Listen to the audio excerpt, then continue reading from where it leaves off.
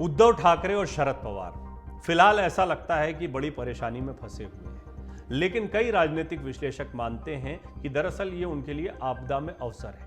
एक बड़ी मांग उठ रही थी कि इन दोनों को जमीन पर उतरकर अपनी राजनीति को और मजबूत करना चाहिए, जिसको इन्होंने काफी लंबे समय पहले पीछे छोड़ दिया था। शरद पवार के साथ हेल्थ इश्यूज थे, उम्र का तकाजा है। उद्धव ठाकरे कभी बहुत ज्यादा जनता के बीच में, कार्यकर्ताओं के बीच में नहीं रहे, ये आरोप लगते रहे और शिंदे गुट के बहुत सारे विधायक यही कहते हुए गए थे। बहरहाल आपदा में अवसर की बात वरिष्ठ पत्रकार विनोद अग्निहोत्री ने भी कही। जब मैं उनसे एक एनालिसिस में बातचीत कर रहा था तो उन्होंने अपने एक्सपर्ट कमेंट में यही तर्क रखा कि उन्हें भी लगता है कि शरद पवार और उद्धव ठाकरे के लिए एक बड़ा मौका है और इसको नियति मानिए कि उनको बैठे बिठाए ये अवसर मिला या ऐसा करना पड़ रहा है कि अब वो जनता के बीच में निकल रहा है। किस वक्त पर निकल रहा है? जिस वक्त चुनावी रणनीति के लिए उनको मैदान में उतरना था। अब आप कुछ समीकरणों को समझिए। उद्धव ठाकरे जो कि मुख्यमंत्री थे, मुख्यमंत्री रहते चुनाव में उतरते तो उनकी क्या स्थिति होती है, समझने जैसी बात है। शरद पवार जो सहयोगी थे उप मुख्यमंत्री के तौर पर, अजीत पवार तब उनकी तरफ से उनका चेहरा बनकर थे, तो उनको भी एंटी इनकम्बेंसी के साथ में उतरना पड़ता। बीजेपी का एक नैरेटिव रहा, बीजेपी ने कहा कि शिवसेना ने धोखा दिया, हमने साथ में मिलकर चुनाव लड़ा, ये जनता के साथ भी एक बड़ा धोखा, इस तर्क को रखा गया। शिवसेना उद्धव गुट क्या कहता है कि बीजेपी ने हमसे वादा किया था 2.5 साल का, लेकिन उस वादे पर खरे नहीं उतरे, धोखा उन्होंने दिया, इसीलिए हमें महाविकास अघाड़ी में जाना पड़ा, हमारा स्टैंड वही है जो पहले था। ये सारी लड़ाई आपने देख ली, लेकिन इसके बाद अब आप देखिए जनता के बीच में किस तरीके से कोई मैसेज जाता है। सबसे पहले तो शिवसेना टूट गई, ये शिवसेना का अपना मामला है। एनसीपी टूट गई, ये एनसीपी का अपना मामला है। उधर अजीत पवार और शरद पवार के बीच में विरासत की एक जंग शुरू हो गई, या सुप्रिया सुले और अजीत पवार भी कह लीजिए, लेकिन शरद पवार क्योंकि अभी अध्यक्ष रहे और अब अजीत पवार कहते हैं कि मैंने उनको हटा के, या उनका गुट कहता है कि हटाकर अजीत पवार को अध्यक्ष बना दिया गया है। वहीं अगर बात की जाए उद्धव ठाकरे की, तो एकनाथ शिंदे ने कह दिया कि पार्टी में चल नहीं रही थी, किसी की विधायक नाराज थे, कांग्रेस एनसीपी के साथ हम गठबंधन नहीं चाहते थे, इसलिए हमने पार्टी में कुछ डिसीजंस को बदल दिया। हमने पार्टी नहीं बदली है, हमने कोई बगावत नहीं की है, पार्टी का नेतृत्व परिवर्तन कर दिया। इसकी अपनी कानूनी पेचीदगियां हैं, सुप्रीम कोर्ट में भी इस पर सुनवाई होगी। चुनाव आयोग ने हालांकि संख्या बल के आधार पर शिंदे को मजबूत माना। अजीत पवार की स्थिति देखिए, अजीत पवार को अभी ये सारी लड़ाई लड़नी है जो एकनाथ शिंदे लड़ चुके हैं। एकनाथ शिंदे ने लड़ने के बावजूद अब भी वो कंफर्टेबल पोजीशन नहीं पाई है जहां पर वो दावे से कह सकें कि जनता के बीच में वो बाला साहब ठाकरे की शिवसेना को लेकर उतर रहे हैं। और ये बात बीजेपी भी भली भांति जानती है कि उद्धव ठाकरे वाली शिवसेना या संयुक्त शिवसेना के साथ गठबंधन करके चुनावी मैदान में उतरना एक अलग बात है, एकनाथ शिंदे के धड़े के साथ में चुनाव में उतरना एक अलग बात है। इसी तरह से एनसीपी का साथ भी मिल जाए तो इससे परेशानियां कम होने के बजाय बढ़ती क्यों हैं, ये समझने जैसा समीकरण है। यहां पर 2-3 पहलू हैं जो खींचतान आप इस वक्त मंत्रिमंडल में देख रहे हैं। यानी जैसे ही अजीत पवार की एंट्री हुई वैसे ही शिंदे गुट में एक खलबली सी मच गई। 8 जगह बची थी वो भर दी हैं, अजीत पवार गुट को मिल गई, अब किसको कैबिनेट मंत्री मिलेगा, चिंता बहुत लाजमी भी दिखाई पड़ती है। एकनाथ शिंदे डैमेज कंट्रोल करने में जुट गए। कुछ बातें हैं जिनका विरोध एकनाथ शिंदे के मन में भी होगा, लेकिन वो खुलकर इस पर कोई बात नहीं कहते हैं। अपने स्पष्टीकरण देते हुए साफ कहते हैं कि सरकार पहले से ज्यादा मजबूत हुई है, गिरने की बात शपथ से पहले कही जाती थी, हम मिलकर चुनाव लड़ने जा रहे हैं, सरकार में सब कुछ ठीक है, मेरे इस्तीफा देने की अफवाहें उड़ाई जा रही, कौन उड़ा रहा है मैं जानता हूं। ये कुछ बातें उन्होंने अपनी सफाई में कही। इन सारी बातों से एक बात तो बहुत स्पष्ट है कि एकनाथ शिंदे इस वक्त कुछ चुनौतियों का सामना कर रहे हैं। इस बात से इनकार नहीं किया जा सकता कि एकनाथ शिंदे गुट के साथ गए विधायकों में एक विचलन की स्थिति है और एक विरोध के सुर भी आप कुछ जगहों पर सुनने को मिलते हैं जहां पर उनकी उम्मीदें थी, क्योंकि उनके पास अब कुछ बचा नहीं। उनको पता है कि अब उनको कैबिनेट में मौका नहीं मिल सकता, तो इसका रास्ता यह निकाला गया कि राज्य मंत्री बनाया जाएगा, स्वतंत्र प्रभार दिया जाएगा जो कैबिनेट मंत्री के बराबर ही होता है। लेकिन ये व्यवस्था कितनी चल पाती और कितने लोगों को समायोजित किया जा सकता है, ये भी एक बहुत बड़ा प्रश्न है। बीजेपी की अपनी स्थिति है। बीजेपी देखिए, देवेंद्र फडणवीस पहले ही बड़ा कॉम्प्रोमाइज कर चुके हैं, मुख्यमंत्री पद पर बैठे हुए हैं, दिल्ली में जाते हैं नहीं जाते हैं, सरकार में आगे उनकी क्या भूमिका होती, बहुत कयास लगाए जाते हैं। ऐसा लगता है कि बीजेपी एनसीपी और शिवसेना के इन धड़ों की सरकार को चला रही है सपोर्ट देकर। स्थिति है भी यही। यहाँ पर बीजेपी का मकसद सिर्फ सत्ता में बने रहना नहीं है, महाराष्ट्र की सियासत में वो नए समीकरणों को ईजाद करने में जुटी हुई है। अब यहाँ पर उद्धव ठाकरे और शरद पवार की स्थिति समझने जैसी है। दरअसल शरद पवार बहुत ज़्यादा परेशान होने के बजाय इस आपदा में अवसर को तलाश रहे हैं। उनको एक मौका मिल गया जनता के बीच सहानुभूति हासिल करने का। वो जब नासिक के येवला में जाते हैं, येवले वो जगह है जहाँ से छगन भुजबल जीत कर आते हैं, और छगन भुजबल आज तक किसके चेहरे पर, किसके नाम पर जीतते आए हैं, किसने उन्हें उम्मीदवार बनाया था। शरद पवार तो वहाँ जनता के बीच जाकर बोला है, मैंने एक बहुत बड़ी गलती कर दी लोगों को पहचानने में, अब गलती नहीं करूँगा।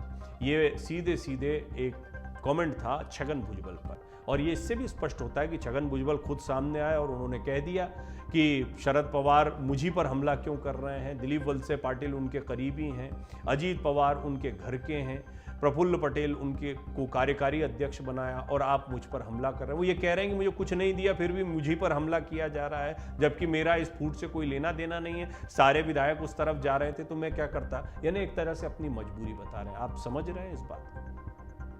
दरअसल ये स्थिति छगन भुजबल जैसे बड़े नेता की, ये जो 8 मंत्री हैं इनमें सबसे मजबूत अगर कोई एनसीपी का चेहरा दिखाई पड़ता है, यही वजह है कि अजीत पवार जब बीच में बैठे थे तो आजू बाजू प्रफुल्ल पटेल और छगन भुजबल थे। प्रफुल्ल पटेल तो राज्यसभा सांसद हैं, केंद्र की सियासत को देखना चाहते हैं, हो सकता है कि प्रधानमंत्री मोदी के मंत्रिमंडल विस्तार में उनको कोई जगह मिल जाए इसकी उम्मीद भी हो। लेकिन छगन भुजबल तो मंत्री बनकर गए यहाँ पर, और मंत्री बनने के साथ साथ में अगर वो अजीत पवार के साथ बैठे हुए हों उस मंच पर, तो ये समझ लीजिए उनकी अहमियत जो है नंबर 2 से कम नहीं दिखाई पड़ती है।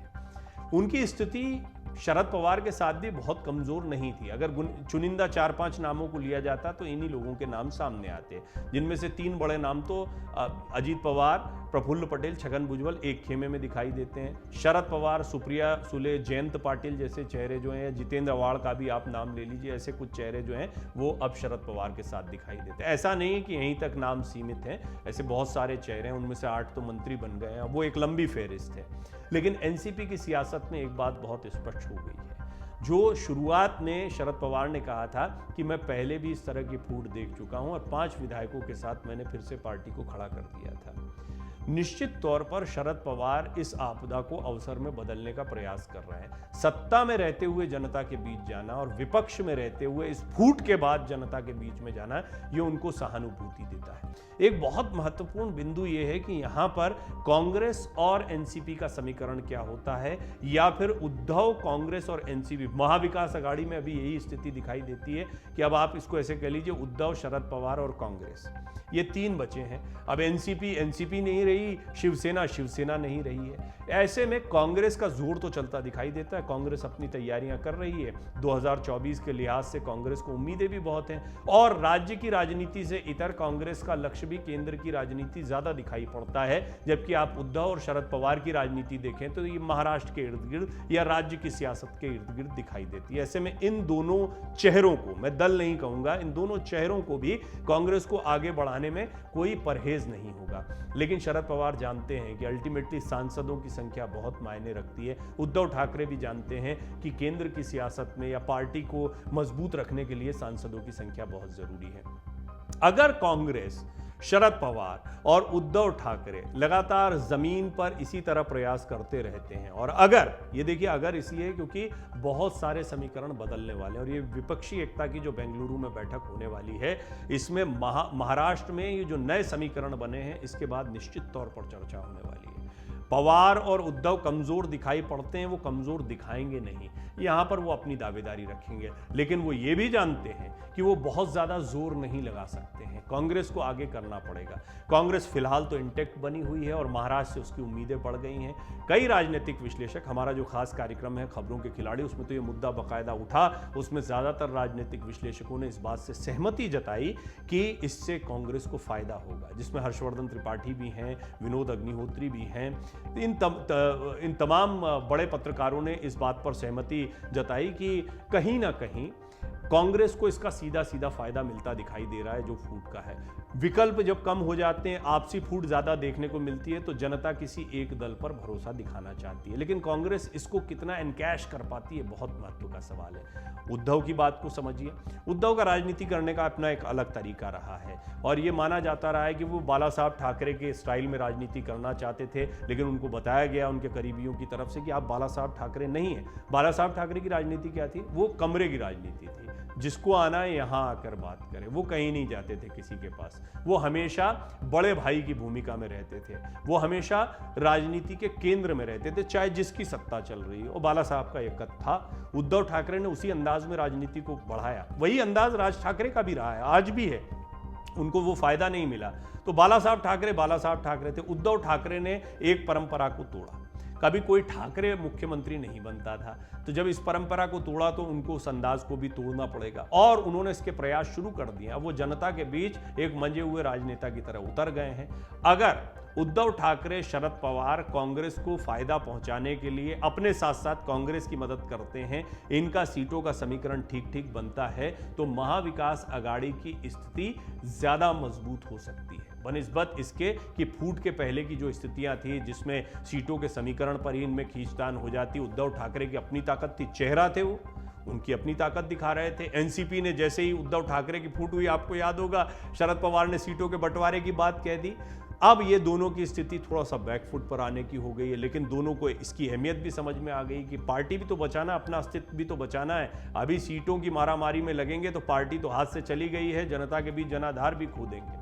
तो ये माना जा रहा है कि बहुत मुमकिन है कांग्रेस ज्यादा सीटों की दावेदारी अब करती दिखाई दे। विपक्षी एकजुटता में शरद पवार और उद्धव ठाकरे, इन दोनों के शामिल होने की बात कही जा रही है। सोनिया गांधी यहां पर मौजूद रहेंगी, तो निश्चित तौर पर महाराष्ट्र में नए समीकरण महाविकास अघाड़ी के देखने को मिल सकते हैं और इसमें कांग्रेस को कुछ फायदा होता दिखाई दे सकता है, जिससे शरद पवार, उद्धव ठाकरे दोनों को ऐतराज ना हो, क्योंकि दोनों को पता है कि कांग्रेस को फायदा होगा, लेकिन इससे कहीं ना कहीं जमीन पर उन्हें भी खुद को मजबूत करने का एक मौका मिलेगा, अपनी पार्टी को दोबारा खड़ा करने का मौका मिलेगा। सबसे बड़ा फैक्टर है सहानुभूति। सहानुभूति क्या उद्धव ठाकरे के साथ और शरद पवार के साथ है, इसका जवाब तो आपको देना पड़ेगा। मैं देखता हूं महाराष्ट्र के बहुत सारे दर्शक हैं, कमेंट्स करते हैं, आप महाराष्ट्र की खबरों में दिलचस्पी लेते हैं। आप ये बताएं कि इस फूट की राजनीति के बाद में क्या शरद पवार और उद्धव ठाकरे के प्रति कोई सहानुभूति जनरेट हो रही है, जिसका दावा उद्धव ठाकरे तो खुलकर करते रहे हैं, शरद पवार भी अब उसको एनकैश करने की कोशिश करेंगे। ये सहानुभूति इन दोनों के ही नहीं, कांग्रेस के भी काम आ सकती है। कांग्रेस विकल्प के तौर पर और मजबूत दल के तौर पर उतर रही है, यानी बीजेपी और कांग्रेस के बीच बड़ा मुकाबला होता है तो बीजेपी के साथ में अजीत पवार और एकनाथ शिंदे और कांग्रेस के साथ में शरद पवार और उद्धव ठाकरे। आप बताइए मुझे कि आपको क्या कॉम्बिनेशन मजबूत दिखाई देता है। राजनीतिक विश्लेषकों का मानना है कि लड़ाई तो बहुत दिलचस्प होगी। आंकड़े किसके कम ज्यादा होंगे कहना बहुत मुश्किल है। सीटों का बंटवारा जो है इधर भी आसान नहीं है। फडणवीस के सामने अजीत पवार और शिंदे दोनों 14-14 सीट का दावा कर रहे हैं। क्या आसान होगा बीजेपी के लिए? 14 सीट इनको, 14 सीट और खुद 14 सीटों पर लड़ती दिखाई दे, इतना आसान होगा बीजेपी के लिए निर्णय लेना, जैसे शिवसेना के साथ एक निर्णय ले लिया जाता था। तो 2024 के लोकसभा चुनाव के पहले काफी कुछ बदल भी सकता है महाराष्ट्र की सियासत में, लेकिन वर्तमान परिस्थितियों में स्पष्ट दिखाई दे रहा है कि कांग्रेस इसका फायदा उठा सकती है। उद्धव और शरद पवार कमजोर हुए हैं, उनकी पार्टियां कमजोर हुई हैं, लेकिन जनता की सहानुभूति या उनके चेहरे पर वो बहुत मुमकिन है महाविकास अघाड़ी को वोट दिला पाए। सीटों का समीकरण क्या होगा ये इनको बैठकर तय करना होगा। आपकी राय आप इस बिंदु पर जरूर रखें। आपको क्या लगता है महाराष्ट्र का ये दिलचस्प मुकाबला किस तरह का हो सकता है? कौन सा गुट आपको मजबूत लगता है, फडणवीस के साथ शिंदे अजीत या फिर कांग्रेस के साथ में आपको शरद पवार और उद्धव ठाकरे? अमर उजाला अब आपके टीवी पर भी। अपने स्मार्ट टीवी पर YouTube पर सर्च करें अमर उजाला, चैनल सब्सक्राइब करें और देखें ताजा खबरें, वो भी HD क्वालिटी में।